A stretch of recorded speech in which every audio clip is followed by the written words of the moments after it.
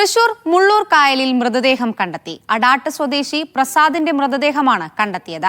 തലയിൽ ഹെൽമറ്റ് വെച്ച നിലയിലായിരുന്നു. ഇലക്ട്രിക് സ്കൂട്ടർ നിയന്ത്രണം വിട്ട് കായലിലേക്ക് മറിഞ്ഞതാകാം എന്നാണ് നിഗമനം. വിവരങ്ങളുമായി നടരാജ് ചേരുന്നു. നടരാജ്, എപ്പോഴാണ് സംഭവം ഉണ്ടാകുന്നത്? വൈകിട്ട് 4 മണിയോടുകൂടിയാണ് പ്രദേശത്ത് നിന്നും മൃതദേഹം കണ്ടെത്തിയത്. അടാട്ട് സ്വദേശിയായ കല്ലാറ്റിൽ അയ്യപ്പന്റെ മകൻ പ്രസാദാണ് മരിച്ചത് എന്ന് തിരിച്ചറിഞ്ഞിട്ടുണ്ട്. ഇന്ന് ഉച്ചയ്ക്ക് ശേഷം അപകടം സംഭവിച്ചിരിക്കാം എന്നാണ് പോലീസ് കരുതുന്നത്. വൈകിട്ട് 4 മണിയോടുകൂടിയാണ് മൃതദേഹം കണ്ടെത്തിയത്. കഴുത്തിൽ ഹെൽമെറ്റ് ധരിച്ച നിലയിലായിരുന്നു മൃതദേഹം ഉണ്ടായിരുന്നത്.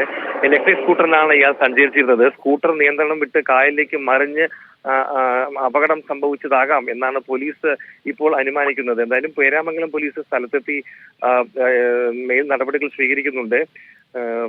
വൈകിട്ട് 4 മണിയോടുകൂടിയാണ് ഇത്തരത്തിൽ കായലിന് സമീപത്തു നിന്നും മൃതദേഹം കണ്ടെത്തിയത്. അക്ഷയ്.